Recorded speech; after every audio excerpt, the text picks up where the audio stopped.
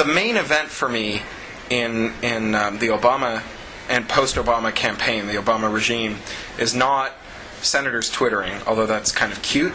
The main event for me is machine-readable data from government that comes out in RSS feeds that people who want to do stuff beyond, say, Senator so-and-so said something funny yesterday in his Twitter feed, and really want to say, look at how spending is changing, look at how policy is changing, look at what's going on in lawmaking, where that is exposed to the public.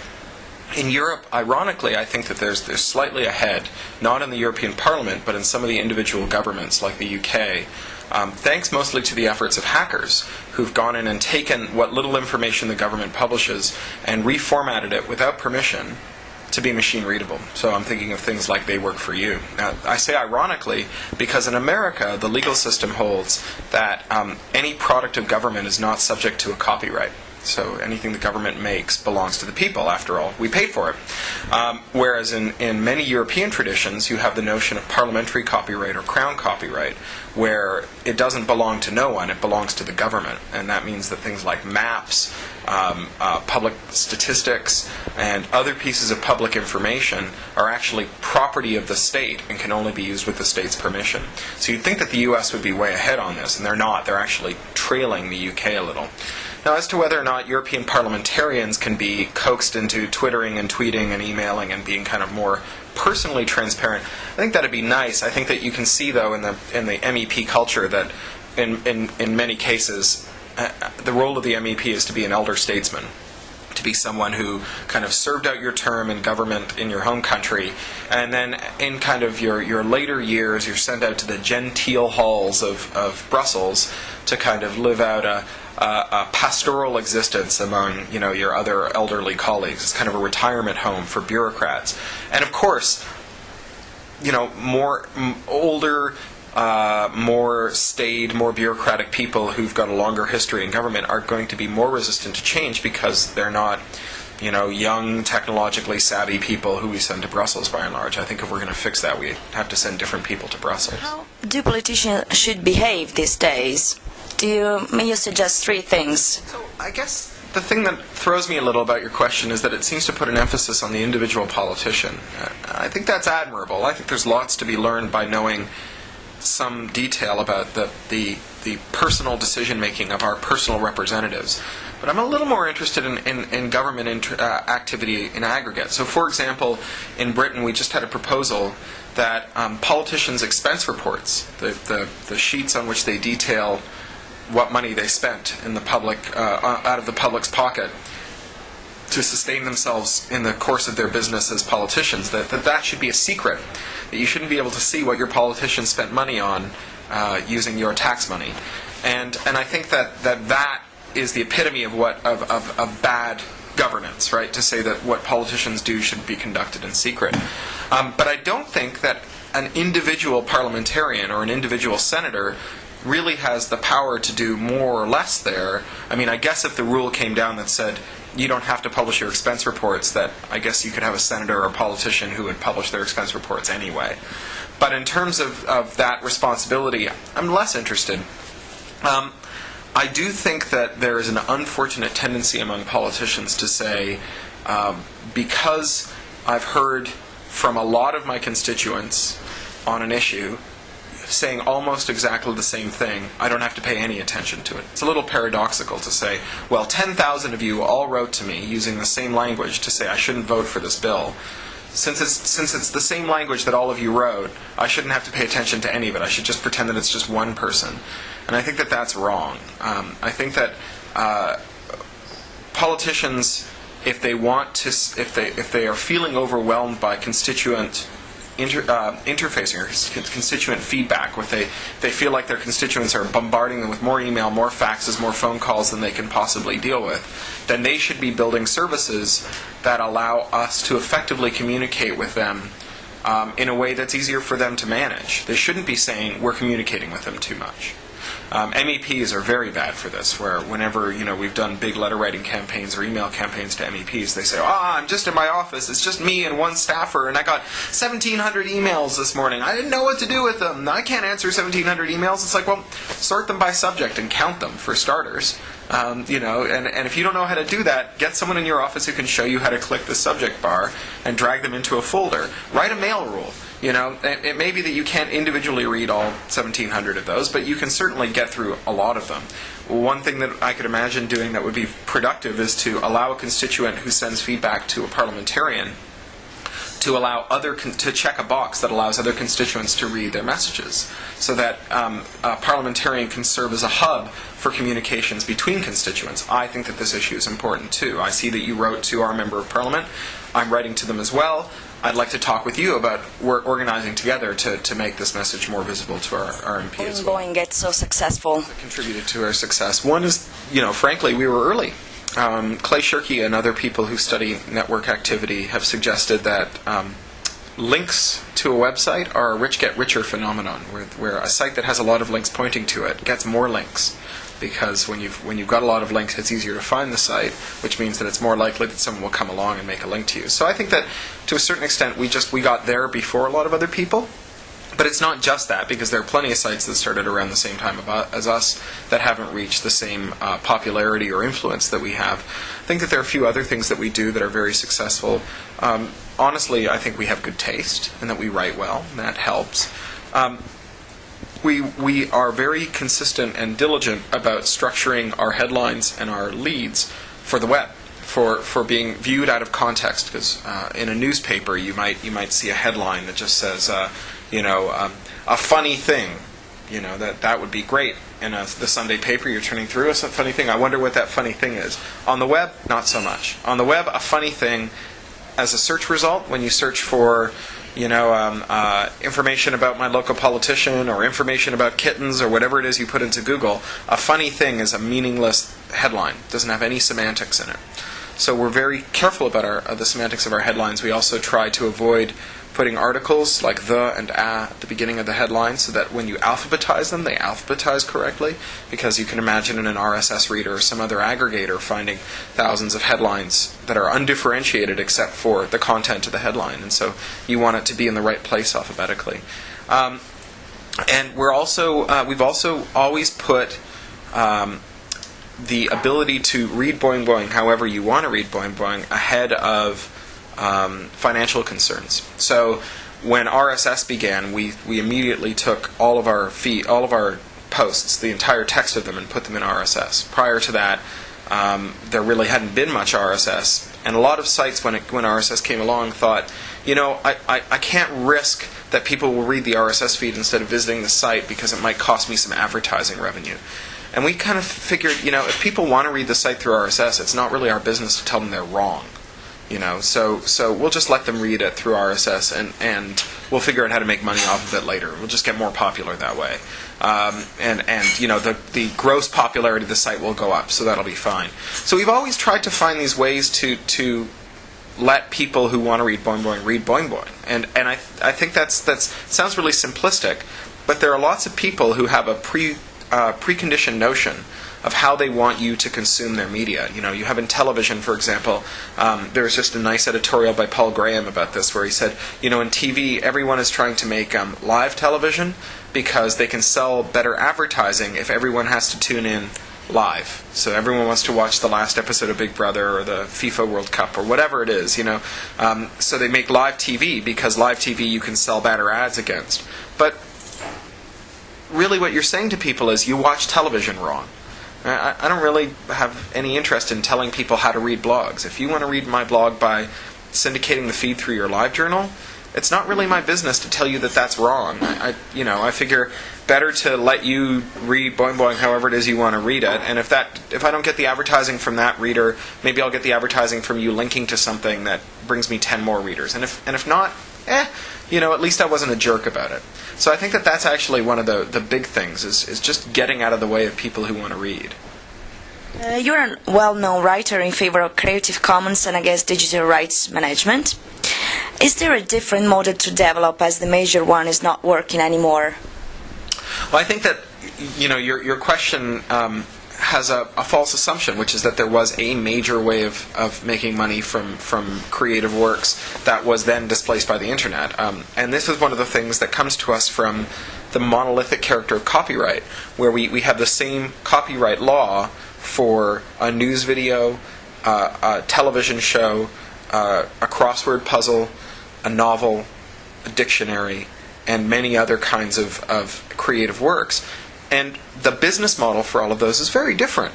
And to say, okay, well, we've got one set of industrial regulation that'll fix all of these things is wrong. So I think that the purpose of copyright law can't be to ensure that this person gets rich or that person gets rich, or that there's a certain minimum amount of money generated from creativity. I think the purpose of copyright law needs to be creativity itself. That the way that you measure whether copyright is working or not working is whether more people are creating more things. It's not, the idea of copyright law is not to see to it that a Berlusconi television network makes €1 million. It's to see to it that as many people as can possibly participate get to make video and show it to as many people as might be interested in it. And in that context, I think the internet's working very well. It also happens to be compensating a lot of those creators, which is great too. Obviously, non-economic creativity is only a subset of all the creativity that you could possibly have. So I'm in favor of all kinds of creativity, non-economic and economic creativity. But I think that the model of prohibiting or authorizing access to a creative work and to copies of that creative work is pretty bankrupt. Once that work is digitized, it's just going to be copied and copied again, and there's not really anything we can do about it. I have found that I can make money by selling printed books that people are inspired to buy after reading free electronic books. And that's worked extremely well. I mean, it makes me a lot of money. It may not work for every writer, and there is no business model that's ever worked for every writer. For every writer who succeeds in the 21st century, there was a writer who failed in the 20th century because the technology and the system just wasn't right for them. Technology giveth and technology taketh away. Before radio came along and before record players, the majority of musicians earn their living through live performance. And the thing about live performance was that you could only really succeed at it if, in addition to knowing how to play, you could also give a show. Right? When radio came along, there were lots of people who weren't great players, but who gave a great show, who disappeared. Because radio didn't care what good a show you gave, how good a show you gave, if you couldn't play very well. Right? Your show didn't transmit over the air, only your playing. And so those people ended up driving taxis or flipping hamburgers or making pizzas or whatever it is they ended up doing.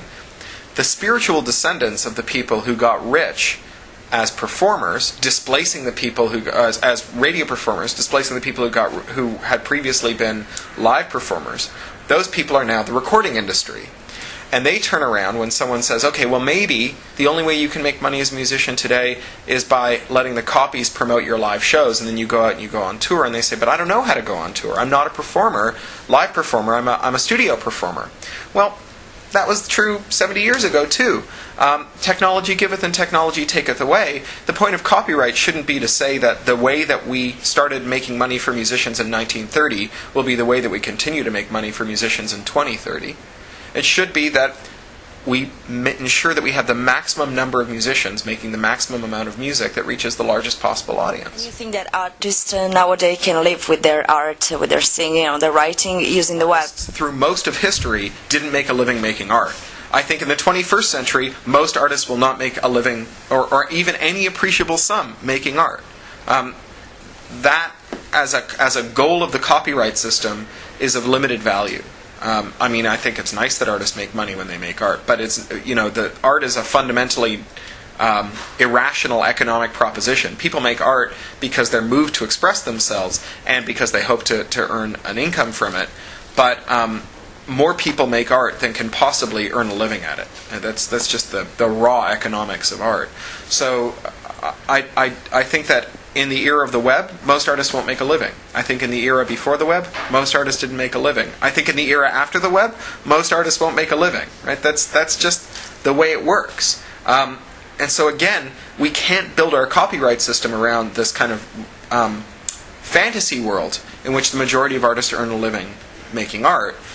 Even the artists who quote succeeded in the old system didn't succeed very well. Alanis Morissette's lawyer at the Future Music Coalition conference gave a speech in which he disclosed some research that they'd done where they showed that 97% of the artists who had a recording deal with a major label were earning $600 a year or less off of their deal, right? So those were the hyper successful people, right? That's what everyone dreams of. Someday I'll stop playing in a nightclub and get a record deal. Well, so getting the record deal gets you, if you're in the bottom 97%, $600 a year. Neither system is going to provide gigantic incomes for artists, for most artists, because they're just more artists than we can sustain. But the good news is that we don't just make art because we want to get rich. We make art because we have a need as human beings to express ourselves. And that need has never been easier to fulfill, because one of the reasons you wanted a record deal before was not just because the record company would pay you money, but it was because the record company could get your music, your creativity, in front of larger audiences than you could muster on your own. Reaching those audiences is easier now than it's ever been. In Italy, the parliament is planning to control and put limits to the web. To what extent and why should the state control what happens online? Well, I think we should start by asking to what extent can they control it. I mean, you have, in the world, you have examples of extremely technologically savvy, totally autocratic states like China, where if they don't like you, they can pick you up off the street, take you to prison, and take your organs away and give them to party members. And even they can't keep pornography out of China. They can't keep Falun Gong messages out of China. So I don't know exactly what it is the Italian government thinks that they can do. Like the Australian government, I'm sure that they can find any number of sort of sleazy vendors who will promise them that they can keep pornography or gambling or terrorism or whatever it is that they're worried about this week off of the internet in Italy. They're lying. Right? Those people are just lying. You can't build enough warehouses and fill them with enough prudes to look at all the web pages on the internet and figure out which ones are good and which ones are bad. So whatever system you choose, it's going to have some stuff that's bad that gets in, and some stuff that's good that's kept out, and a huge amount of stuff that people can look at just by going around the system. So if Italy wants to declare war on its population and say to them, your access to information is from now on a cat and mouse game like we have in China, where you'll spend the rest of your life kind of ignoring the law or trying to circumvent the law as opposed to functioning within the law, I guess that's local autonomy for you. I don't think it's going to work. Now, as to what we should do on the internet in terms of regulation, I think that the best form of regulation that we could have on the internet would be one that regulated the ability of service providers and telephone companies to discriminate among players on the internet, to discriminate among service providers on the internet. That to whatever extent possible, we should regulate to ensure that we have a neutral network on which any two parties can communicate with any third party intervening. And that we should have a systematic program of education for the public to show them how to resist surveillance and control over the internet. That, today we take our children, for example, in schools all over the world, we take our children and we spy on everything they do on the internet. We watch every click, we watch every keystroke. And then we tell them, but when you go on Facebook, make sure that you keep your privacy, because your privacy is precious, and once it's taken away, you can never get it back. Well, if we start by taking away all of our kids' privacy, and then we tell them, but privacy is precious and you need to watch it, they'll look at that contradiction and they'll conclude this is just another grown-up hypocrisy. They don't really mean it. My private information isn't worth anything. I don't have to worry about being wiretapped. Let the marketing creeps and everyone else who wants to spy on me. And, that's it. I think that we should be training kids to resist surveillance at every turn. I think that we should be using the police to track down people who exploit children. So if there are child pornography rings on the web, and I think that there are, that we should have the police investigate those child pornography rings, find those child pornographers, and punish or rehabilitate those people. I don't think that stopping people from looking at a secret list of websites stops pedophiles from accessing child pornography. In fact, in the UK where we have that system, the people who run it say, well, no, of course it doesn't stop pedophiles from looking at child pornography, but it makes it harder. And I'm like, well, do we really think that there's a huge class of extremely dangerous but not very motivated pedophiles out there? So they're so dangerous that we need to stop them from looking at child pornography, but they're so easily discouraged that when they come up against the first hurdle, they just go, my weird sexual mental disease is not all that important to me. Maybe I'll go play football instead, right? I think that all that those systems do is push the air around in the balloon, and you squeeze this end of the balloon and the air all rushes into that end. I've got a little daughter. I want to stop child pornography. I don't want to just move it around. So, I think that as with every case in which we have someone who claims that they're taking away some of our freedom or restricting some of our mobility or surveilling us in order to make us safer, they should at least be able to show us how we're being made safe. And I can't find anyone who can explain how we can be made safer by these kinds of filters. Possible to maintain your own privacy if you have Facebook and if you want to delete your account in 5 years?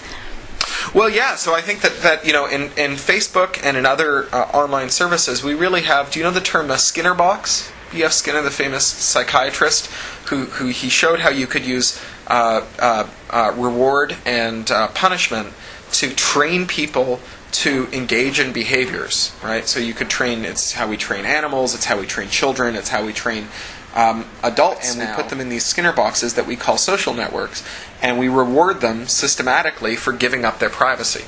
And I think that, again, if you want to create a curriculum that helps people safeguard their privacy, that teaching them about the risks of giving up their privacy would be the first step. But that's not what governments are doing. Governments are in fact taking away our privacy in huge measure, and they're trying to teach us that our privacy doesn't matter, that it doesn't matter if there's a CCTV on every corner, it doesn't matter if your license plate is tracked everywhere you go, it doesn't matter if you're fingerprinted or if your biometric identifiers are taken and harvested everywhere you go. None of that stuff really matters. So once you've been told by the government that your privacy has no value, of course you're going to be susceptible to messages that say your privacy has no value either when you give it to Facebook. After all, governments are not all that much more reliable than Facebook when it comes to maintaining our data.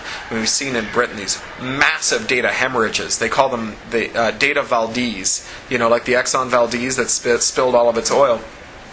Last year, the Customs Service, the Revenue Service, CMRC, leaked 25 million families' banking information. They lost multiple copies of 25 million families' banking information. Right? This is a hemorrhage on the scale that's inconceivable. It's like data Ebola, right? Where it just suddenly your data explodes and spatters everyone. And when people look at that and they go, well, if the government treats our data so cavalierly, it must not really have any intrinsic value. Yeah, I'll log on to Facebook and let someone zombie bite me, and in return give them up my home address. And so, yeah, I'm all in favor of teaching people to value their privacy, and I think that starts with government.